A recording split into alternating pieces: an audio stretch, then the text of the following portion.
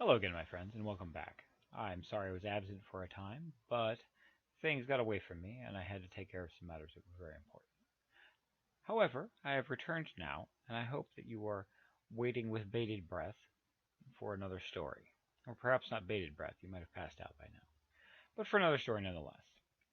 So for today's story, I will be telling the story of the Hairy Man, as found in the Crimson Fairy Book. Now,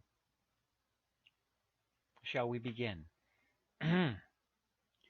Once, a long time ago, in a place far, far away, I don't know where, and I don't know when, but I know how, there lived a king. This king owned two remarkably fine fields of grain. But every night, two of the grain heaps were burned down in one of those fields. This made the king extremely angry, and he sent out soldiers to catch whoever had set the fires. But it was of no use, and not a soul could they see.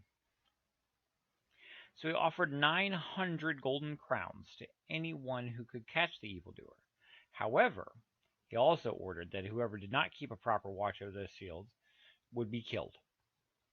And though there were a great many people, none of them seemed to be able to catch the culprit. The king had put 99 people to death when a little swineherder came to him with his two dogs. One was named Psst and the other Shh. And the boy told the king that he would watch the grain in the fields. When it grew dark, the boy climbed to the top of the fourth pile of grain. From there he could see the whole of the field. It was about an hour till midnight when he saw someone going through the fields towards the grain heaps and putting a light to them. "Just you wait," he said, and called out to his dog. "Hi, Tst, Shh, catch him." But Tst and Shh had not waited for orders, and in 5 minutes the man was caught. The next morning the man was brought bound before the king, who was much pleased with the boy, and he gave him 1,000 crowns at once. The prisoner, however, was all covered with hair, almost like an animal, and altogether he was so curious to look at that the king locked him up in a strong room and sent out letters of invitation for all the other kings and princes, asking them to come and see this wonder. Because, making fun of people for committing crimes is totally a thing you should do, and don't do that. This was all very well. The king had a little boy of 10 years old, who also went to look at the hairy man, and the man begged so hard to be set free that the boy took pity on him. He stole the key from the strong room from his mother and opened the door and let the man out. Then he took the key back, and the hairy man escaped and went off into the world. The kings and princes began to arrive one after another, and all were anxious to see the hairy man, but he had gone. The king nearly burst with rage, and with the shame he felt, he questioned his captain of the guards and his queen sharply, and told her that if she could not find and bring back the hairy man, he would put her in a hut made of rushes and burn her, because that's fair. The queen declared she had nothing to do with the matter, and if her son happened to take the key, it had not been with her knowledge. So they fetched the little prince and asked him all sorts of questions, and at last he owned that he had let the hairy man out. The king ordered the servants to take his son into the forest and kill him, and bring back part of his liver and lungs. Because, that was proportionate to the crime. These people are weird and mean.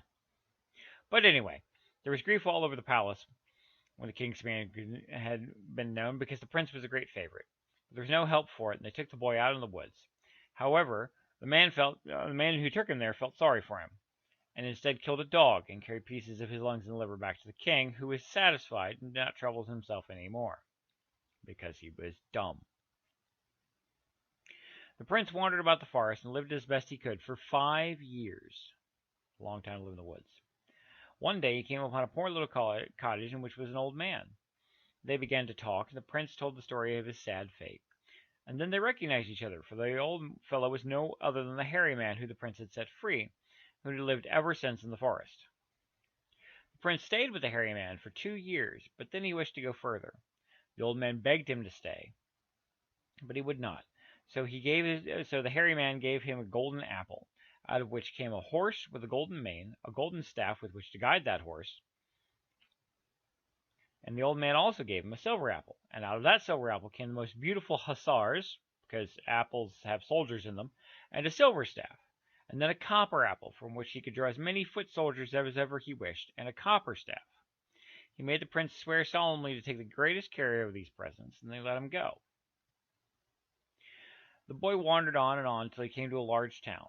And here he took service in that king's palace. As no one troubled themselves about him, he lived quietly on.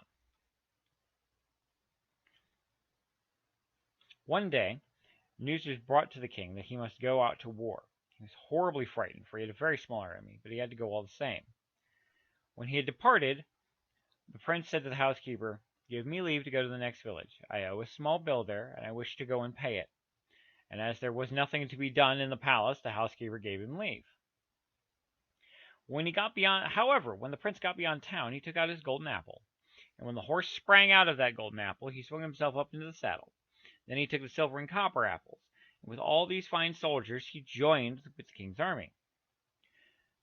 The king saw them approach with fear in his heart, for he did not know if they might be the enemy. But the prince rode up and bowed low before him. "I bring your majesty reinforcements." The king was delighted, and all dread of the enemy at once disappeared, because overconfidence.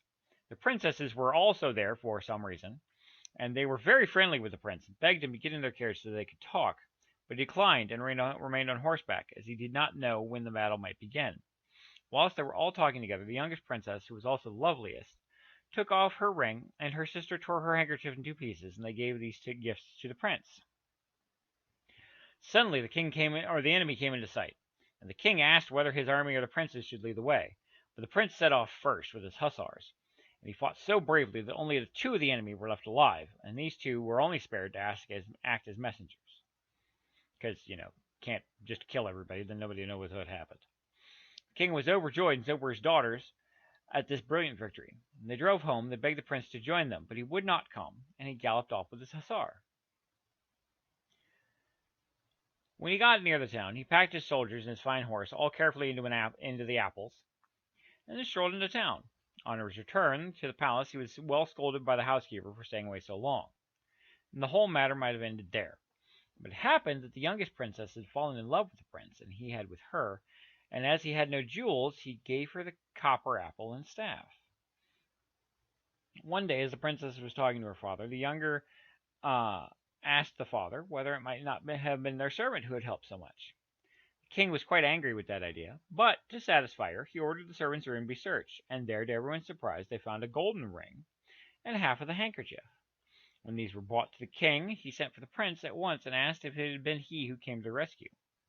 "Yes, your majesty, it was I," answered the prince. "But where had you gotten your army?" asked the king. "If you wish to see it, I can show it to you outside the castle walls." And so he did, but first he asked for the copper apple from the younger princess, and when all the soldiers were drawn up, there were such numbers that there was barely room for them. The king did agree to let his daughter marry, and his kingdom as a reward for his aid. And when he heard that the prince himself was a king's son, his joy again knew no bounds. The prince packed up all his soldiers carefully once more, and they went back to town. Not long after, there was a grand wedding. Perhaps they may all still be alive. I don't know. I do know that the prince's father was a quite unreasonable man. And I do know that one should never take things at face value. Who knows why the hairy man did what he did? We were not told in this story. Who knows where the apples came from, or how you carry things around in an apple? I don't know that either. But I do know that love is love, and you should always be allowed to marry those you love. And I hope that's one small part we take from this strange story. And I hope that you all are found in good health, and that the state of the world is something that you can change. I'll see you again next time.